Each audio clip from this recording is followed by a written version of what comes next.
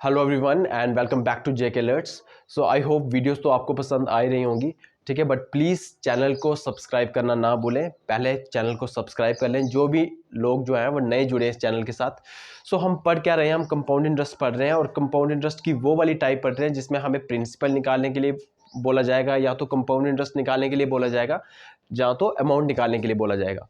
तो मुझे लगता है कि इस टाइप में अभी कुछ ऐसे क्वेश्चंस हैं जो मे भी आपको प्रॉब्लम क्रिएट कर सकते हैं, तो मैं इस वीडियो में वो डील करूंगा एंड देन फिर हम नेक्स्ट वीडियो में नेक्स्ट टाइप की तरफ मूव करेंगे, ठीक है। जैसे मैंने ये क्वेश्चन लिखा हुआ है यहाँ पे कि प्रिंसिपल आपको अगेन निकालना है, रेट आपको 15% दिया हुआ है और 15% मतलब पर एनम की बात कर रहा है, ठीक है। अगर कुछ नहीं लिखा है इसका मतलब पर एनम की बात कर रहा है। टाइम आपको 1 ईयर 6 मंथ दिया है। तो पहले जो हम क्वेश्चन कर रहे थे, ठीक है, उसमें आपको टाइम या तो 2 ईयर दिया होगा या तो 3 ईयर दिया था, बट इसमें आपको 1 ईयर 6 मंथ दिया है और कंपाउंड इंटरेस्ट आपको इस बार 9.45 दिया है। तो इसमें हम इस क्वेश्चन में हमें कैसे प्रिंसिपल निकालना है।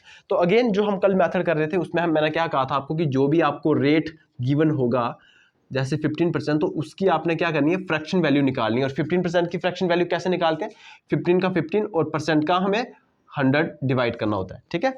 परसेंट का नीचे 100 आ जाता है। अब आपको पता है ये दोनों 5 से करते हैं, तो 5 3 ज़ा 15 एंड 5 20 ज़ा 100, तो आगे फ्रैक्शन वैल्यू 3/20। फिर हमें क्या करना था, मैंने आपको कहा था कि हमें प्रिंसिपल को लेट करना होता है। तो प्रिंसिपल को क्या लेट करना होता है, जो भी रेट की आपकी जो डिनोमिनेटर होगा, जो भी फ्रैक्शन वैल्यू होगी उसका जो डिनोमिनेटर होगा वो आपने यहाँ पे लिख देना है, ठीक है। और फिर क्या करना है आपको कि यहां पे लिखा क्या है 1 ईयर 6 मंथ, तो आपको क्या करना है कि 2 मंथ्स का मतलब 2 ईयर का मान के चलना है, ठीक है। तो प्रिंसिपल आपने मान लिया 20 का स्क्वायर, क्लियर, ठीक है। जब भी आपको 1 ईयर 6 मंथ दिया हो तो आपको 2 ईयर का निकाल के चलना है। अगर 2 ईयर 6 मंथ दिया हो तो आपको 3 ईयर का मान के चलना है इस मेथड में, ठीक है। तो प्रिंसिपल आपका हो गया 400, क्लियर। फिर मैंने आपको कहा था यहां पे 400 लिख देना आपको और यहां पे 2 ईयर का आपको इंटरेस्ट निकालना है, ठीक है। ये फर्स्ट ईयर और ये सेकंड ईयर, ठीक है। अब आपको पता है कि रेट क्या है, 3/20 है। क्या रेट क्या है, 3/20 है। तो 3/20 लिख दिए यहाँ पे, ठीक है। अब 3/20 के हिसाब से 400 का कितना इंटरेस्ट आएगा हमें, ठीक है। तो आपको पता चलेगा कि यहाँ पे 60 आएगा। आपको पता है कि इंटरेस्ट कैसे निकालते हैं, 3/20 ये रेट हो गया इंटू प्रिंसिपल, प्रिंसिपल कितना है 400, तो यहाँ से 20 ज़ा और 20 इंटू 3 60, ठीक है। पिछली वीडियो में करवा चुका हूँ यार, ठीक है। और इस अगर मैं नेक्स्ट ईयर की बात करूं तो नेक्स्ट ईयर में भी आपको 3/20 के हिसाब से ही 400 का वो निकालना इंटरेस्ट, तो कितना आएगा 60 अगेन। बट आपको पता है हम कंपाउंड इंटरेस्ट की बात कर रहे हैं, तो कंपाउंड इंटरेस्ट में होता क्या है कि नेक्स्ट ईयर आपको प्रिंसिपल पे तो इंटरेस्ट निकालना ही निकालना है, आपको जो इंटरेस्ट मिला था उस पर भी इंटरेस्ट आपको निकालना है। तो 60 का इंटरेस्ट कैसे निकालेंगे 3/20 के हिसाब से, ठीक है, कितना आएगा 9, ठीक है। तो आप यहां से देख पा रहे होंगे कि ये वाला जो है फर्स्ट ईयर का इंटरेस्ट है और ये वाला जो है ये सेकंड ईयर का इंटरेस्ट है। बट ये कौन सा इंटरेस्ट है, कंपाउंड इंटरेस्ट है। आपको मैं बता दूं कि फर्स्ट ईयर में जो सिंपल इंटरेस्ट होता है वही कंपाउंड इंटरेस्ट होता है, ठीक है। क्योंकि इसमें इंटरेस्ट पे इंटरेस्ट नहीं लगता फर्स्ट ईयर में। फर्स्ट ईयर में तो सिर्फ इंटरेस्ट जो है लगता है वो प्रिंसिपल पे लगता है, ठीक है। बट सेकेंड ईयर में जो इंटरेस्ट है वो इंटरेस्ट पे भी लगता है, ठीक है। ये बात आपको ध्यान में रखनी है, ठीक है। अब आपको पता है कि फर्स्ट ईयर में आपको इंटरेस्ट मिला है 60, बट सेकंड ईयर की अगर मैं बात करूं तो सेकंड ईयर में आपको इंटरेस्ट कितना मिला है 60 + 9, ठीक है। तो यहां से मैंने आपको पहले आपको बताया था कल कि जब भी आपको इस तरह का टेबल बनाना है तो आपको सिंपल इंटरेस्ट निकाल देना है। यहां से पूरा टोटल सिंपल इंटरेस्ट कितना आया 120, मैंने आपको कहा था ना जो इक्वल इक्वल होता है वो सिंपल इंटरेस्ट होता है। और कंपाउंड इंटरेस्ट कितना होगा, कंपाउंड इंटरेस्ट हो गया सारा मिला के 60 + 60 120 और +9 129, ठीक है। और सिर्फ कंपाउंड, सिर्फ अगर आपको डिफरेंस निकालना हो तो डिफरेंस क्या है, जो भी नीचे होगा वो डिफरेंस होगा। जैसे 129 में से 120 गए तो 9 आया ना, तो ये होगा कंपाउंड इंटरेस्ट और सिंपल इंटरेस्ट में डिफरेंस। बट ये मैं एक्स्ट्रा बता रहा हूं, इसमें इसकी जरूरत नहीं है, ठीक है। अब हमें करना क्या है, अब हमें 1 ईयर का तो इंटरेस्ट पता है, ठीक है, 1 ईयर का इंटरेस्ट पता हुआ है और हमें 6 मंथ का निकालना है। क्योंकि हमें जो कंपाउंड इंटरेस्ट दिया है वो तो 1 ईयर 6 मंथ्स का दिया है ना, तो हमारा फोकस क्या रहेगा कि इससे हम क्या कर सकें कि 6 मंथ्स का कंपाउंड इंटरेस्ट निकाल सकें। अब मैं 6 मंथ्स का इंटरेस्ट कैसे निकाल सकता हूं, ठीक है। तो आपको पता है कि सेकंड ईयर में जो कंपाउंड इंटरेस्ट आ रहा है वो कितना आ रहा है 60 + 9 69, ठीक है। तो आपको पता है कि 12 मंथ्स, 1 ईयर 12 मंथ्स ही होता है ना, 12 मंथ्स का इंटरेस्ट जो आपको आ रहा है वो 69 आ रहा है। 12 मंथ को आप 1 ईयर भी लिख सकते हो, बट आपको पता है कि सेकंड ईयर की बात चल रही है, तो सेकंड ईयर में आपको पूरे साल का इंटरेस्ट नहीं लेना है, आपको सिर्फ 6 मंथ्स का इंटरेस्ट लेना है। तो मुझे बताओ 12 को मैं 6 कैसे बना सकता हूं? दोनों तरफ 2 से डिवाइड करके। ठीक है, तो मैंने 2 से डिवाइड कर दिया दोनों तरफ, तो यहां पे आ गया 6 मंथ्स और यहां पे आ गया 69 डिवाइडेड बाय 2। ठीक है, अब आपको पता है 69 को 2 से डिवाइड करेंगे तो आएगा 34.5। क्यों? क्योंकि 35 और 35 होता है 70, तो 34.5 आएगा। तो ये आ गया मेरे पास 6 मंथ्स का इंटरेस्ट। ठीक है, अब देखो हमारे अकॉर्डिंग 1 ईयर और 6 मंथ्स का इंटरेस्ट कितना आया? ठीक है, 1 ईयर प्लस 6 मंथ्स का इंटरेस्ट कितना आया? तो 1 ईयर का इंटरेस्ट आपको पता है कि 1 ईयर का इंटरेस्ट तो 60 है पहले साल का। ठीक है, और दूसरे साल का जो इंटरेस्ट आया 6 मंथ्स का वो आया 34.5। ठीक है, और अब इसको अगर मैं प्लस कर दूं तो आएगा 94.5। ठीक है, ये आया 1 ईयर प्लस 6 मंथ्स का इंटरेस्ट हमारे अकॉर्डिंग, बट उसने बोला हुआ है कि इंटरेस्ट कितना है 9.45। ठीक है, इंटरेस्ट कितना है 9.45, तो यहां से मैं 94.5 को इक्वेट कर सकता हूं 9.45 के साथ। यस, डेफिनेटली कर सकता हूं। यहां से मैं देखो मुझे दिख रहा है कि 945 यहां पे भी है, 945 यहां पे भी है, बस पॉइंट का डिफरेंस है। तो मैं क्या कर लेता हूं, यहां से पॉइंट को हटा के 10 लगा देता हूं। ठीक है, कर सकता हूं ना? ये 0 0 यहां से कैंसिल और ये 945 कैंसिल, तो 1 की वैल्यू होगी 1/10। 1 की वैल्यू कितनी होगी? 1/10। अब आपको निकालना क्या? प्रिंसिपल। तो प्रिंसिपल कितना है? 400। प्रिंसिपल है 400, तो 1 की वैल्यू अगर 1/10 है तो 400 की वैल्यू कितनी होगी? 400 इंटू 1/10, दैट इज 0 0 कैंसिल 40। तो जो आपका प्रिंसिपल आएगा वो 40 आएगा। बिल्कुल इजी क्वेश्चन है, बिल्कुल वैसे ही अप्रोच आपको लगानी है जैसे हमने पिछली वीडियो में की थी। ठीक है, और जिसने पिछली वीडियो नहीं देखी है प्लीज पहले पिछली वीडियो को देख ले।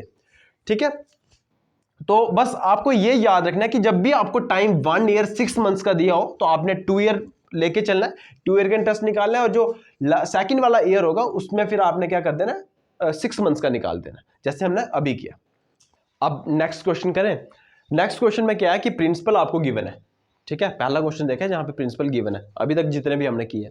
रेट आपको 16 2/3% दिया हुआ है, टाइम आपको 1 ईयर 73 डेज दिए हुए हैं, और कंपाउंड इंटरेस्ट निकालना है।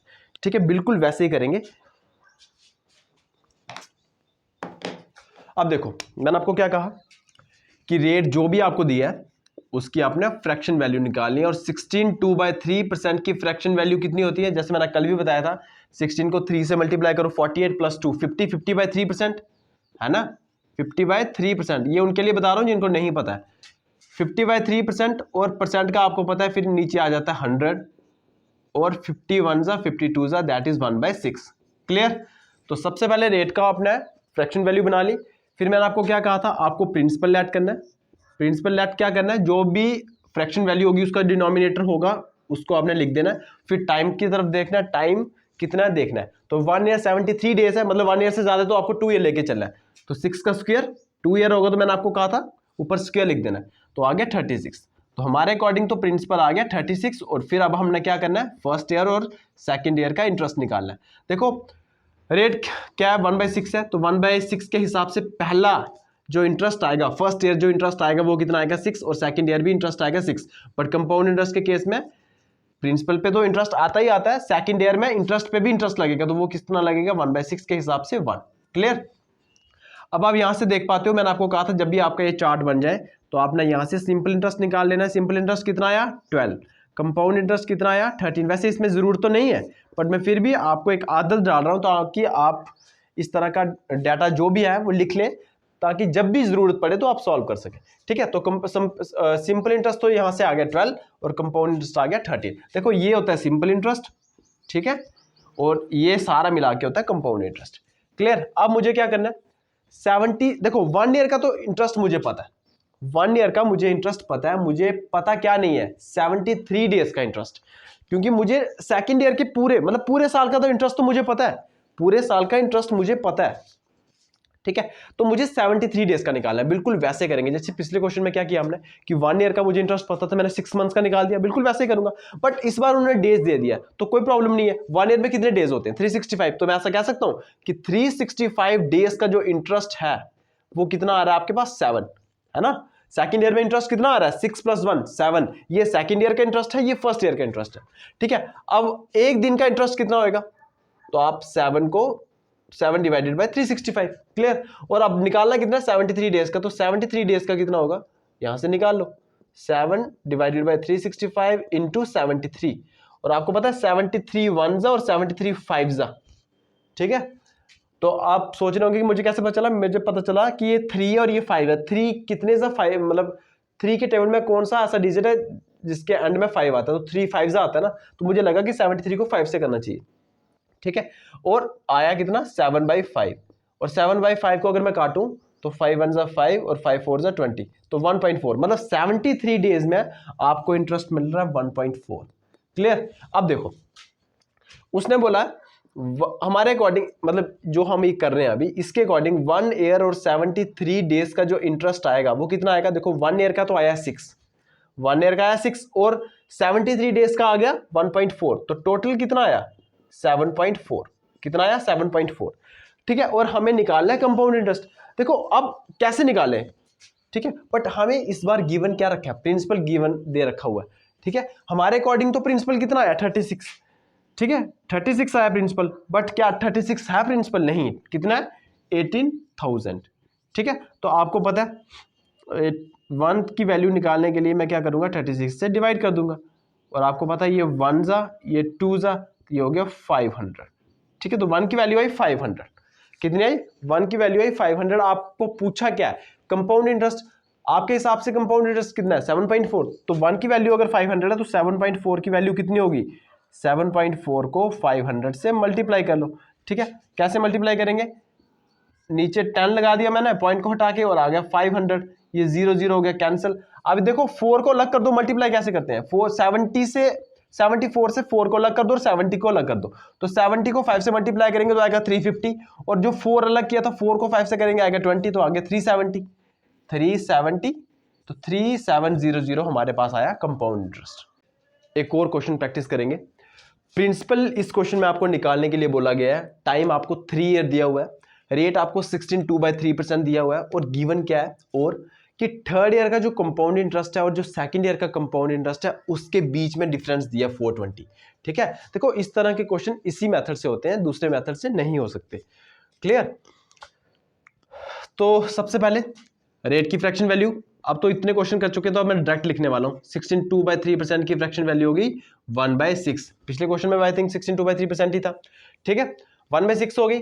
अब क्या करना है आपको, प्रिंसिपल को लेट करना है, प्रिंसिपल क्या लेट करना है, जो भी फ्रैक्शन वैल्यू होगी उसका डिनोमिनेटर 6, और टाइम देखना है, टाइम कितना दिया 3 है तो पावर 3 बना दो, तो 6 की पावर 3 कितनी होती है 216। क्लियर। अब प्रिंसिपल तो आ गया 216, तो यहां पे लिख दो 216, और अब आपको क्या करना है 3 साल का इंटरेस्ट निकालना है, ठीक है। ये फर्स्ट ईयर का इंटरेस्ट है, ये सेकंड ईयर का इंटरेस्ट, और यहाँ पे थर्ड ईयर का इंटरेस्ट लिख देता हूँ मैं 1/6 के हिसाब से, ठीक है, क्योंकि आपको रेट पता है 1/6 है।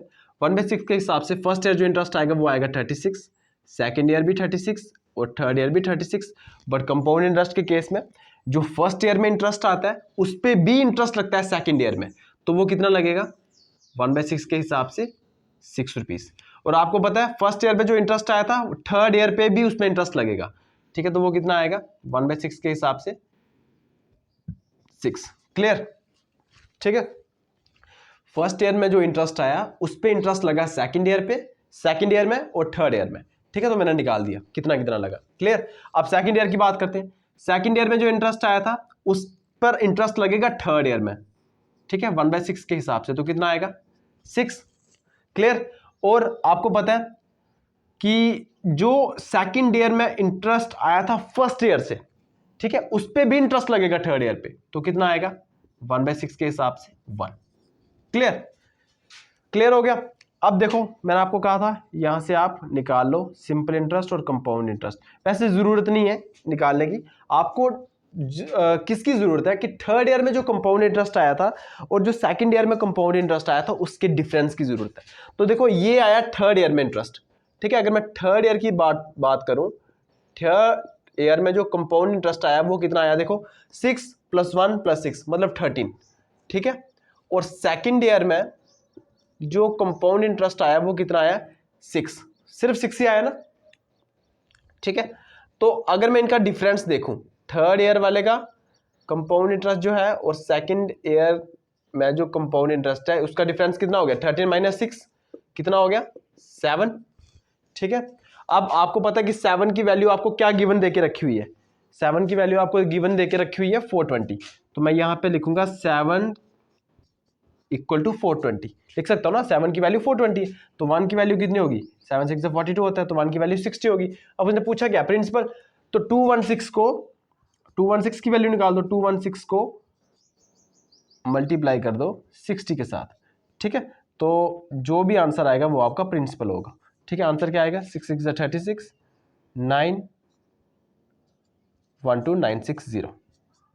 क्लियर, ये आंसर आएगा आपको।